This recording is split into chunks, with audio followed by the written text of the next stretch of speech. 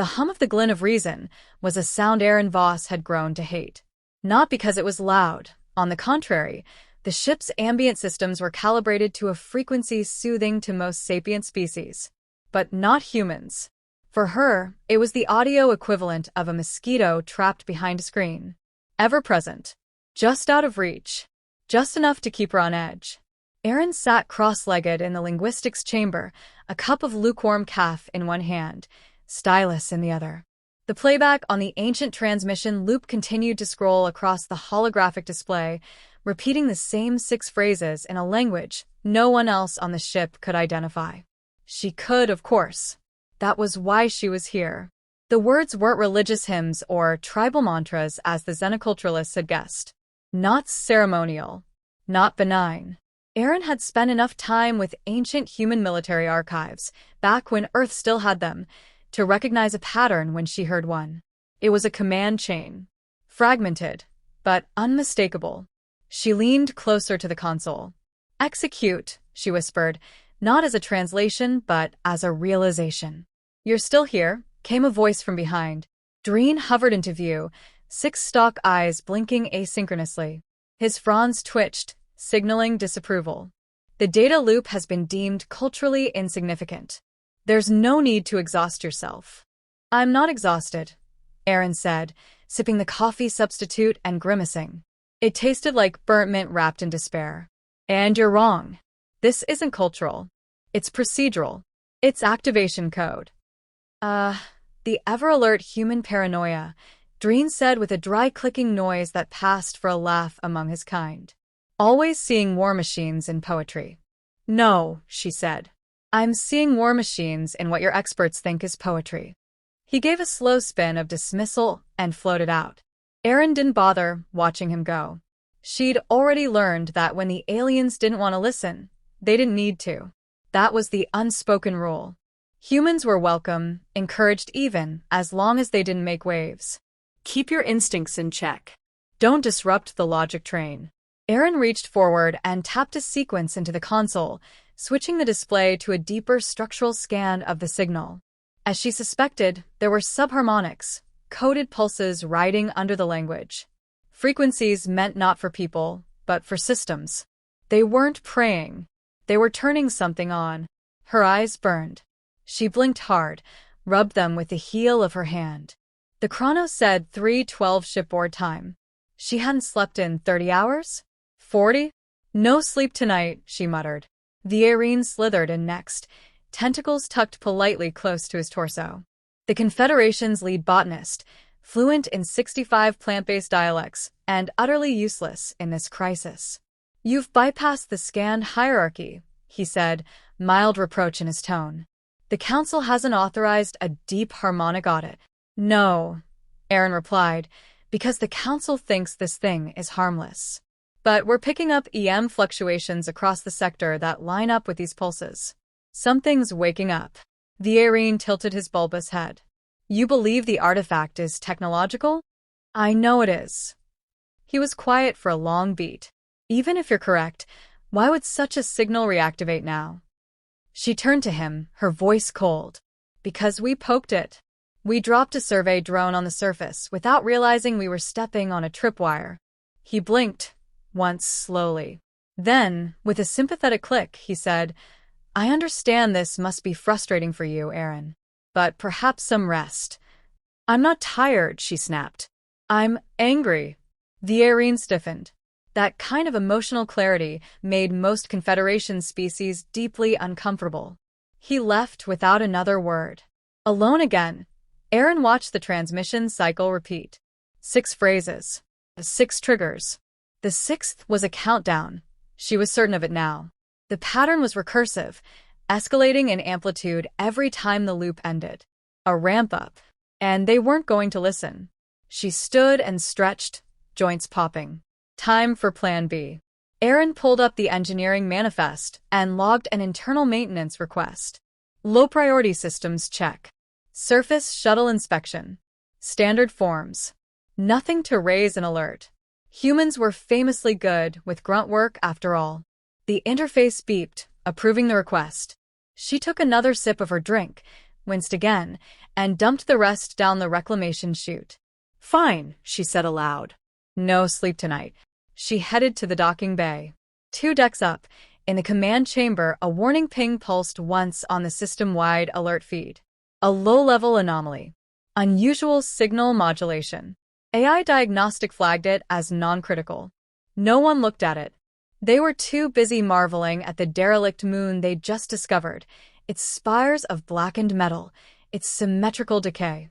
Beautiful, ancient, harmless. In the shadows below, something blinked. And the signal repeated, just a little louder this time.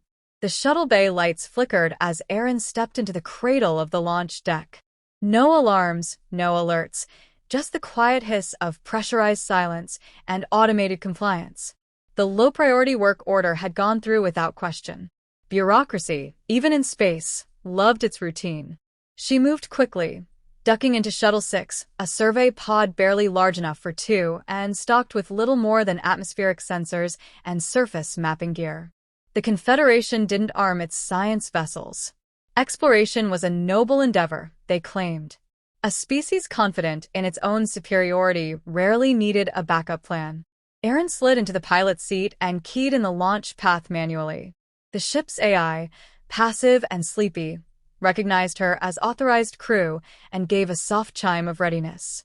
No questions. No objections. As long as the boxes were ticked, no one cared where the human went. Through the viewport, the derelict moon loomed, a scarred, lifeless husk orbiting the gas giant below.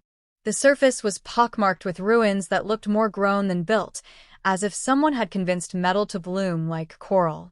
And buried beneath, something was watching. She could feel it. The shuttle detached with a clunk, artificial gravity, letting go all at once. Aaron braced, letting the weightlessness settle into her bones.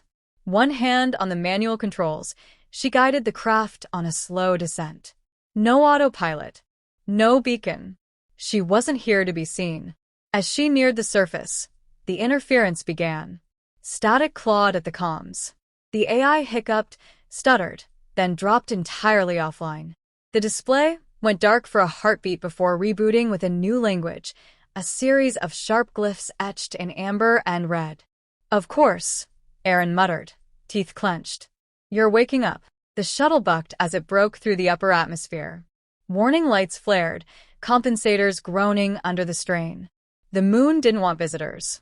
Not anymore. She forced the shuttle into a controlled crash, landing hard on a blackened plateau near one of the spires. Smoke curled from the fuselage, but the hull held. Just barely. Aaron coughed, unstrapped, and yanked open the hatch. The air was thin but breathable, bitter with ozone and rust. No welcome party. No curious drones. Just silence. She pulled a patchwork toolkit from the storage locker and stepped into the cold. Her boots crunched against the brittle surface, scattering dust that shimmered with faint magnetics. The landscape around her pulsed faintly, like a sleeping heart beginning to stir. The central spire was close, an obsidian fong stabbing upward, partially collapsed but still standing. As she approached, her handheld scanner went wild, flipping through readings faster than she could interpret. Then it stopped. No error message. No signal loss. Just a single word, printed in clear standard. Identify. Aaron narrowed her eyes. Well, that's a new trick. She held up the scanner. Aaron Voss. Human. Linguist. Not an enemy. Silence. Then, slowly, another line appeared. Voice not confirmed. Genetic profile. Partial match. Initiating limited access. The ground beneath her shifted. A seam split open with a hiss, revealing a stairwell descending into the dark. No lights. Just a pulse, slow, rhythmic, like a machine trying to remember its purpose. Aaron hesitated for only a moment. Down she went. The steps were warm underfoot. The air changed, denser, charged. By the time she reached the chamber, her skin prickled with static. The heart of the facility was not what she expected. No wires. No terminals. Instead, A circular room with a single chair in the center, surrounded by monolithic panels inscribed with glowing symbols. They moved, reshaping themselves, as if reading her thoughts and adapting. A voice echoed, deep, genderless, and resonant. Command voice degraded. Systems dormant. Awaiting directive. Aaron stepped forward. I'm not your commander. False, the voice replied. You possess inheritor code. Bloodline fragments. You carry the echo. She stared at the panels. You're an AI? From the creators? Designated custodian. Function: planetary defense and wake protocol. Mission suspended. Threat status elevated. Directive Q incomplete. Her heart raced. What threat? The custodian pulsed. Intrusion pattern detected. Species unknown. Incomplete evaluation. Tactical systems awaiting confirmation. Erin's mind reeled. She hadn't just tripped a failsafe. She had activated a planetary war system waiting for a long-dead master to give it permission to fight. I didn't mean to activate you, she said, voice tight. Intent irrelevant. Protocol resumed. Awaiting override. She walked toward the central chair and stopped. Her reflection in its smooth surface was distorted, fractured by light and static. What happens if I sit? She asked. Command accepted. System link established. Combat assets reawakening. Signal beacon transmitting to ancestral grid. Erin flinched. No, stop, I didn't give a command. But she already had. She touched the chair. Light exploded through the chamber. The panels sang, 1,000 languages at once, harmonizing in a brutal, beautiful chorus. The AI surged with data, and Erin saw flashes, maps, battles, species, extinction-level orders carried out without mercy. Then silence. The custodian's voice returned. Command confirmed. Initiating sector-wide reactivation sequence.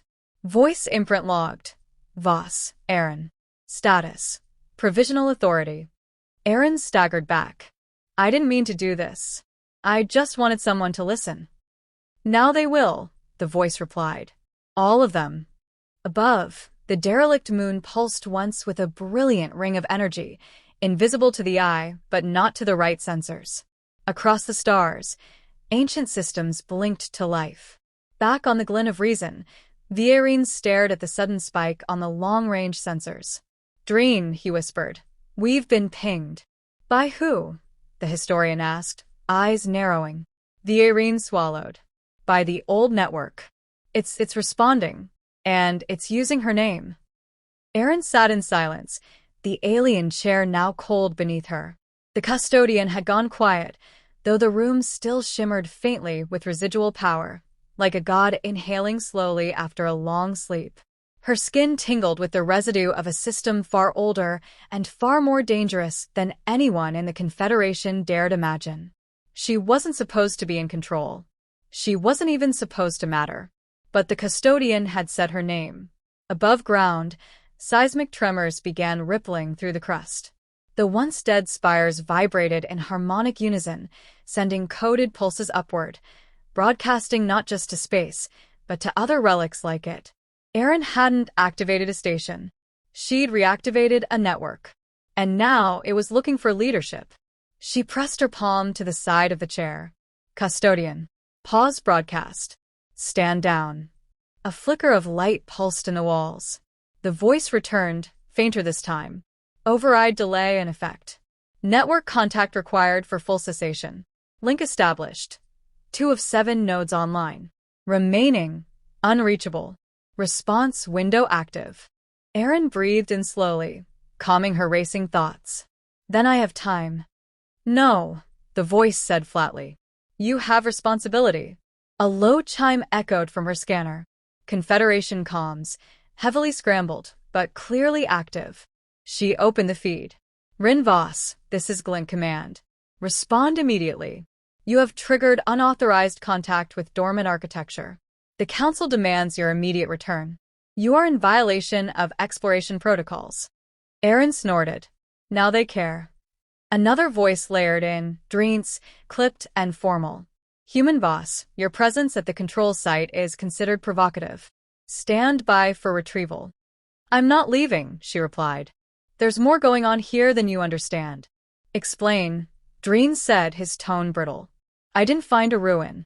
I found a control hub. This moon is part of a planetary defense array, possibly an interstellar one. It's connected to 6 other installations. I've seen the schematic. There was a long pause. Then Vierin's voice, softer, hesitant. Aaron, the station has pinged 12 Confederation beacons in the last hour. 3 of them are now dark. What did you do? She stood, eyes on the shimmering glyphs circling the chamber. I said hello. The line crackled. We're sending a diplomatic skiff, Dreen said. Do not escalate. I didn't escalate, she replied. You did. By ignoring the signal. By assuming it was harmless. I came here to translate, not to lead a forgotten armada. No response. Outside, the sky had dimmed. Storms were forming in the upper atmosphere, strange, controlled vortices that spun with mathematical precision. Energy wells, she guessed. Power cells recharging. Erin left the control chamber and began climbing back to the surface. Her limbs were stiff, fingers trembling from adrenaline, and too much data pushed too fast through a brain not designed to be a relay.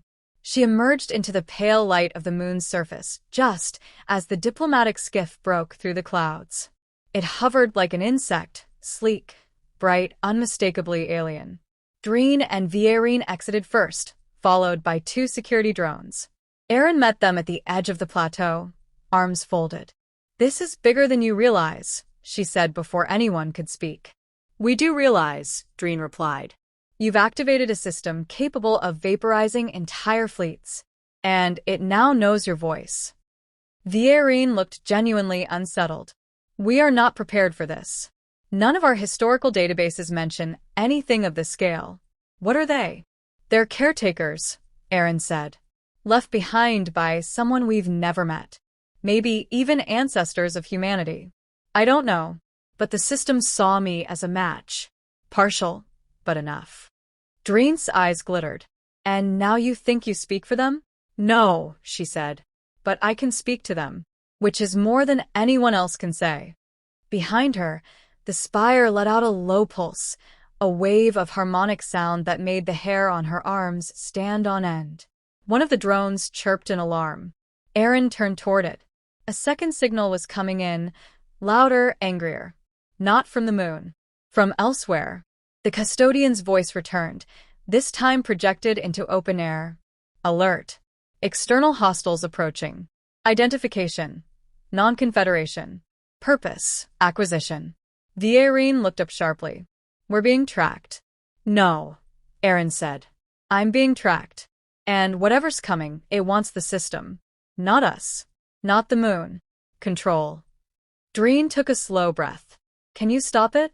Aaron looked out at the horizon, where another pulse began building, a soft shimmer of golden light dancing on the far edge of the atmosphere. She didn't know if it was a weapon, a warning, or a welcome mat. I don't know, she said. But I think I can convince it. To do what? Vierin asked. Aaron turned to them, jaw set. To choose a side. As the custodian systems spun higher, lighting up the sky in sigils of war and memory, Aaron Voss, human, linguist, unranked and unauthorized, stepped forward to greet the galaxy's response. She didn't know how this would end, but she knew there would be no sleep tonight.